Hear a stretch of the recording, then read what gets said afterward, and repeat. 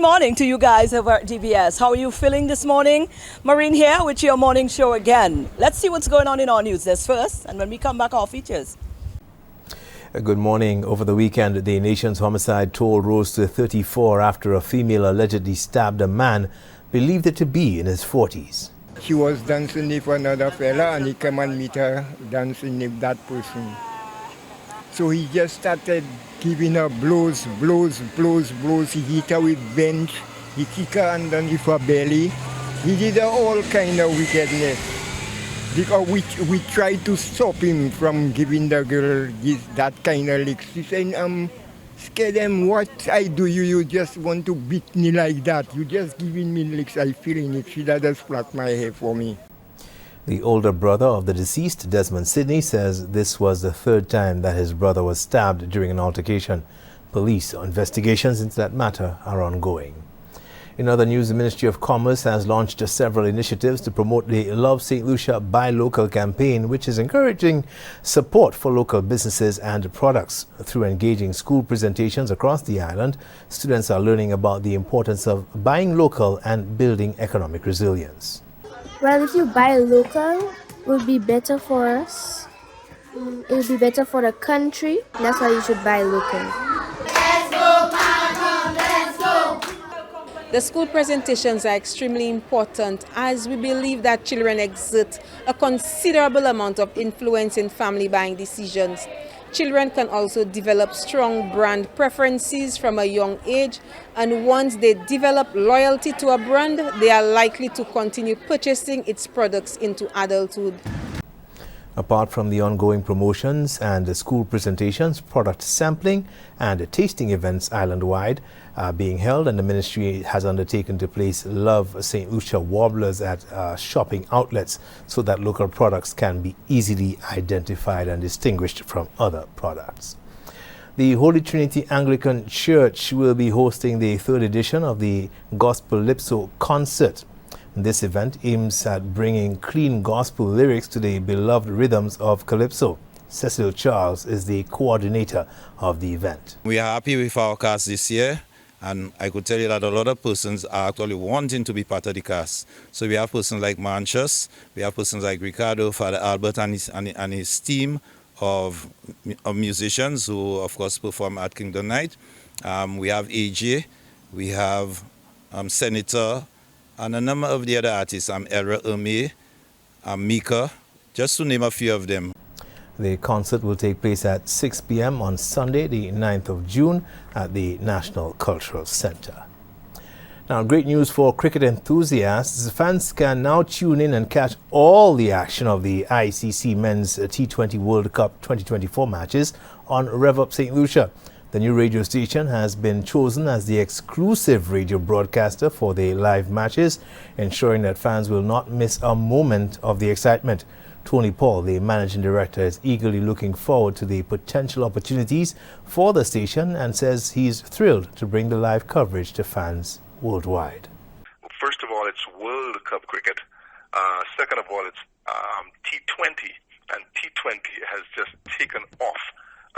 It's almost like world these days. Around the world they're playing cricket because they have some countries that are playing cricket and you wonder who. For example, just recently, Papua New Guinea played against the West Indies, which West Indies won the match. So you wonder who Papua New Guinea, who is that? The kind of thing. So it's exciting. It's for the world. The entire world will be watching this and listening to this wherever they can. You'll have some really powerhouse teams playing T20 cricket these days. For example, India, England, who are the reigning champions, they're coming into the West Indies and also in the USA to play these matches. Even the USA, because USA also host, because it is being hosted by the USA and the West Indies or the Caribbean. After only 6 months on air, this is a significant opportunity for the newest player on the local broadcast scene. Cricket fans can listen to the ICC Men's T20 World Cup match commentary at RevUp St. Lucia or revupslu.com. These are your top stories. Thanks for watching. Good morning. Well, thank you very much, News Desk. Let's take a break and come right back.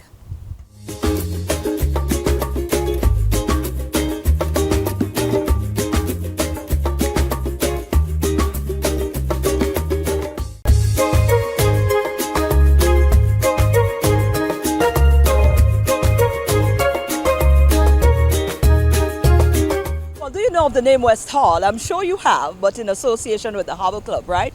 Did you know that he's also a bestseller, an author? Well, find out more. Well, a lot of us do frequent the Harbour Club.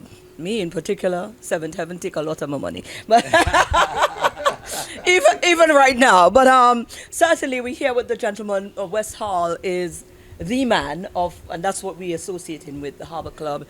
But I'm sure a lot of you did not know that he's also an author and has put out a publication that a lot of people have been giving great reviews about, because it seems like your life journey is certainly one that is inspiring a lot of people. Mr. Hall, it's always an honor to sit with you, and here we are again. Maureen, thank you very much for having me. So yeah, I penned a best-selling novel, best-selling in North America. It actually made the best-selling list in Canada for many weeks in a row, and I was very proud to see that. In fact, when Spare came out, which is Prince Harry's book, it actually beat out Prince Harry's book in Canada.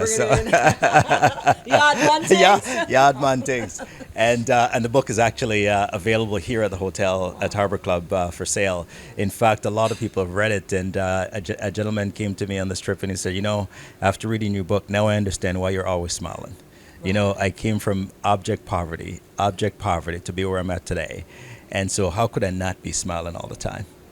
And that is what the book really captures, your journey through all of your different stages of your life, and the fact that you did not limit yourself to what the status quo is for a little black boy from the Caribbean. Now let's talk a little bit about that, because that in itself is inspiring. And I think you mentioned earlier when we were having an off mic chat that a lot of the time that's where it lies for us, because we've been put in place in this box that this is, you know, as a result of this is where you're from, this is the highest you can get, this is the only thing you should want to achieve, you know, this is the highest place you should go in your mindset in terms of what you can achieve. But that didn't work for you. Something about that didn't make sense, and you said, no man, that can't be it. Yeah? And you decided to push beyond that, and you've done it. Yeah. You know, so it is evident for any other little black person or Caribbean person or anybody anywhere in the world that it is possible once you do not limit yourself within your mind space. Let's talk about that. Yeah, what I tell young people when I see them is that the only person who can tell you what your limitations are is you. Nobody else can tell you, but everybody wants to. Everybody look at you and go, well, you came from here, you can't be that. And I go, absolutely not. I'm never going to be that guy who people look at and say, you belong there, and I'm going to prove them wrong. So I came to, you know, I left Jamaica when I was 16 years old, and I went to Canada, okay, September 27th, 1985. And Canada has 40 million people.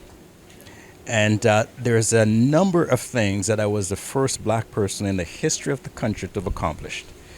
I became the Canadian Business Leader of the Year in 2022.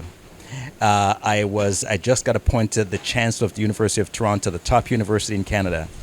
It's been around for 200 years. They've never had a black person in that role. Now think about it. A person from the Caribbean immigrated to a place like Canada and became the first black person in the history of the country to have accomplished so many things. I've had 6 honorary doctorates. Some people white people spend their entire career and only receive 1 or none. I have 6 of them, right? So at the end of the day, the only person that can limit you and what you can be in the future is you, nobody else. But we tend to use people's negative attitudes to affect our positive attitude. And when you put negative and positive together, generally what happens is the negative come out the winner. That's true. We have a copy of the book right here. It's quite a health piece. I like hard copies. I'm sure you have your soft copy all over Amazon. I do, yes. But something about hard copy. Ooh, look at the cover photo. No, yeah, look at that. Huh? That's me. So I've been rocking it ever since I was a child, okay? I've been rocking it for years. Okay? It's for me, though. And the thing about it is that it's not just about putting it on. You got to show it when you put it on, right? Look at this kid, okay? Course. Now, I was in poverty in this time. This was 1972, okay? My father sent me this outfit from Canada, and my grandmother put it on me. And look at just how the hip was and all this kind of stuff. And look at the title is No Bootstrap When You're Barefoot. That's right. The only time I wear shoes is when I'm going to church. That's it. I didn't wear shoes to school. I didn't wear shoes around the yard. I just wore shoes when I'm going to church. That's it. Now, Who would have thought that this kid would have become this child in the future? That's the glow up there. Right? And that's what it is. Like, we can never limit and pigeonhole people. Poverty is just something else, right? Because we look at people in poverty, and that has nothing to do with their capabilities. It has nothing to do with their brain power. You know, I was in Buckingham Palace 2 weeks ago, sitting with Princess Anne, having a conversation with her like I'm having a conversation with you.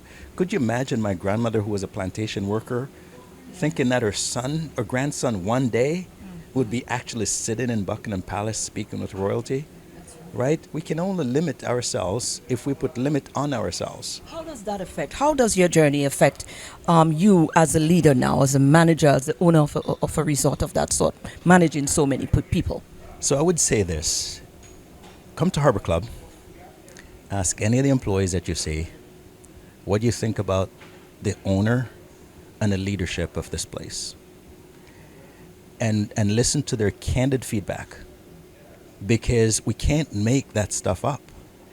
If I treat you poorly, I can't make it up when somebody's asking a private question for you to say, so tell me, how does Wes treat you? You're going to be candid with that person when they're asking you to be candid. So I want every single person who work here to have the pride that what I've accomplished, they eventually can do it too, no matter where they start in this company, no matter where. If you look at the leadership team of this company, at this hotel, 85% are women, by the way. 85%. You go to any other resort in the Caribbean, and you'll see that's not the case. Why is that? Are women not capable of running businesses? Of course they are. Are women not capable of being leaders? Of course they are. Why aren't they given the opportunity? So the question that leaders in the Caribbean should ask, why is it that when somebody is capable, they're not given the opportunity? Why is this bias against people who are capable? And also, if you look as well, my general manager is from the Caribbean. And if you look around this region, the hotels in this region, that's also unusual. Why is that? Why are these people not being given the opportunity when they are capable of doing the job? And so what I look at is not what you look like. I don't care how you dress. I don't care if you come to my hotel with barefoot. We're going to treat you the same way as if we treat someone who came off British Airways. We're going to treat you the exact same way. If you're local, we're going to treat you the same way we treat the tourists. So the reason why we have no gates at Harbor Club is because we don't want to exclude anyone. Gates divide people. It excludes you. It tells you you don't belong here. We remove the gates and we say anyone is welcome to come here. And if you don't want to go to the other side of the hotel, you can come to Seventh Heaven. Nobody's refused. Absolutely. And hence, this continues to reign supreme. No bootstraps when you're barefoot. I want everybody to read that and go, I can be just like Wes Hall one day. Wonderful. Because you can. Where can we find the book? The It's here at the front desk. It's actually here at Seventh Heaven. Apparently they told me that they sold the last copy. I'm going to make sure that we send some more down because you can't order it online in St. Lucia, but I'll make sure that it's available here. Wonderful. Okay. So Hall, thank you so much. Maureen, thanks for having me. Thank you.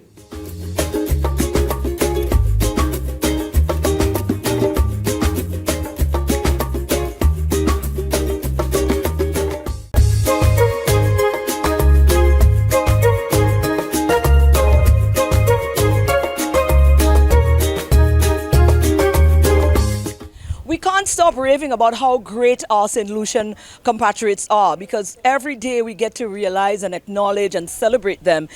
Chef Orlando is yet another one that we get to celebrate again. He's not just been nominated for the World Culinary Awards.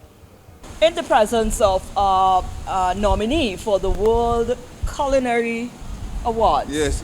Chef Orlando. Yeah, thank you so much. Our little St. Lucian brethren, you understand? Yeah. But this is not new because you're always collecting accolades as part of your career. You have been doing this for quite some time. So first, let me say congratulations on that nomination. Thank you so much. Yeah. Well, it's an opportunity to showcase Caribbean cuisine. What is Caribbean cuisine? Who are we? This is St. Lucia. And the Caribbean. So this is a big honor to be recognized for St. Lucia in the category next to two hoteliers, which is actually quite interesting. But in itself, you know what? It's about promoting our local tourism, promoting community tourism. And the fact that a small restaurant next to a cemetery can be recognized as one of the best in the Caribbean. I mean, I don't know, in the world. It's kind of nice. Right. Do you know the process for the nominations? Because this is huge. Yeah, this is obviously about people getting on and vote. Okay. So your vote can help me to win. Actually, I really think I've won by being nominated. The fact that, it kind of elevates Soufriere, elevates St. Lucia. It's an honor to be recognized in that situation. But clearly, persons can go online and give me your votes. Like I said, I am competing against two other major hoteliers in St. Lucia. But of course, I like to think being an independent restaurant is also a feather in the cap for independent restaurants. It means the small people can take on the challenges to showcase what we can do with our local ingredients, which I call ingredients without passport. It's all about St. Lucia, using fresh local. People come to the Caribbean for the sea, the sand, and our cuisine now, and that's important. Wonderful. Well, let me extend that conversation a bit because I saw something fly off the, my WhatsApp the other day. You're heading to Brussels. Yes. Now let's talk a little bit about that. Now you see, a lot's been happening, man. You have definitely been, a stalwart in this thing, and you have been putting some effort that gets St. Lucia recognized in the culinary arts department as well. So we can't ignore that. Let's talk about Brussels. When is this happening? What's going on here? Well, of course, I also feel very honored. 2 years ago, I was invited to the very first Caribbean Week in Brussels, in Europe. And I went along and we did a 5-course Caribbean menu. It was in local cuisine. And this is the second year and a second edition to that. And they invited me then to come back next week actually, I leave. And it's going to be doing my menu in Brussels, the capital of Europe, showcasing Caribbean cuisine, in different variations, a little touch of Jamaican. Of course, I'm part of my mom is Jamaican, definitely Lucian in flavor, definitely Bajan, but it represents the Caribbean. But guess what? I live in St. Lucia, so I'm representing the heart of St. Lucia. And that's quite an honor. And I want to thank, opportunity to do this, What it shows that we can take our cuisine outside of the Caribbean and show it on an international level. So, I leave next week for about 10 days, and it's going to be quite another competition. It's an opportunity for persons to come in to the Radisson Hotel in Brussels and enjoy Caribbean cuisine in Brussels. What does that really mean for us as a Caribbean region, a Caribbean island as well, and being able to keep that cuisine authentic? Because this is what you have been definitely known for, and this is what people gravitate towards, the fact that you do not mix matters when it comes to ensuring that the cuisine is got that Caribbean flavor. Absolutely. I think one of the challenges for us is to recognize seasoning. When I say cook with love, it means when we grew up in the Caribbean, we marinate and season our food. So the reason I'm going to Brussels as well is also to show them how we can marinate, This thing called salt and pepper is not seasoning. It's about the flavor, it's about the marinating. So the idea is to really go there and work next to the chefs and give them, not too much, but give them enough information they can deliver a flavor that represents us. Right. You know what I'm saying? And that's the real idea. I think globally people have not seen Caribbean in that same level. While we have great food, people have tend to kind of see us as a party food, rather than sitting down in a gourmet experience. So this is the opportunity to show that we can actually have a gourmet experience with the Caribbean. We can take our local green bananas, make green banana soup. We can take our coconut to make coconut brulees.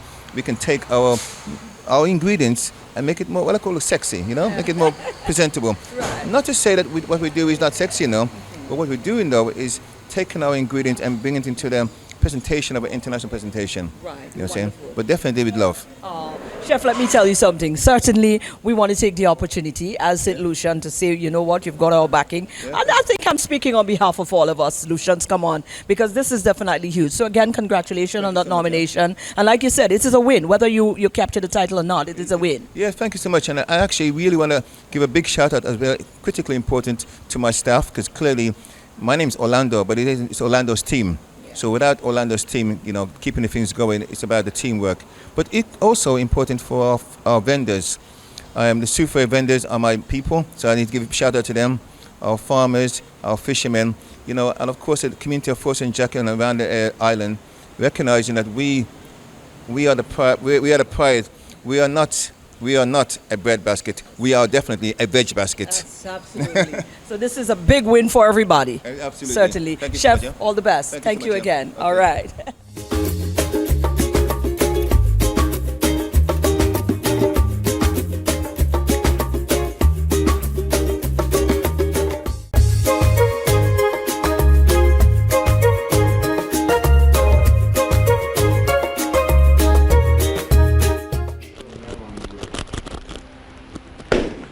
Good, St. Lucia, good morning. Today, we're going to chestify for y'all. You know what's chestify? What's chestify? That's right. We're going to push out the chest to satisfy the nation. Again, so today we're going to work on the chest. Again, we're going to get our blue water bottle. So if the 1.5 is too heavy, you can get your 750 milliliters. Still going to get the job done as long as we take our time to execute the exercise. So make sure you get your mat on your floor. We're going to be lying down for these chest exercises. Let's get it popping. So guys, we're going to show a series of chest exercises that can be done at your home with just your bottles of water laying on the floor. Simple, no big machines, anything like that. We're going to execute the exercise. So the first exercise, but it's going to have a little twist because our legs are going to be slightly elevated. If your legs cannot be elevated, that's fine. You can keep it down or flat across. But for those of us who's a bit advanced, we're going to elevate your legs. So first we're going to go chest press. All right? So we're going to hit the core at the same time, slightly elevated. In that way, we're hitting the chest. The target, the chest has been worked out. Full stretch, we're going 8 reps. Let's go. 1, 2, 3, 4, 5, 6, 7, and 8. Excellent. Breathe, rest. We're going straight into it. The next exercise, we're going to flies. Stretch hands out. Now, for regular flies, you go like this. 1, 2. But if you advance, you can spin it in. 3, 4. Or you can mix it up. 5, 6,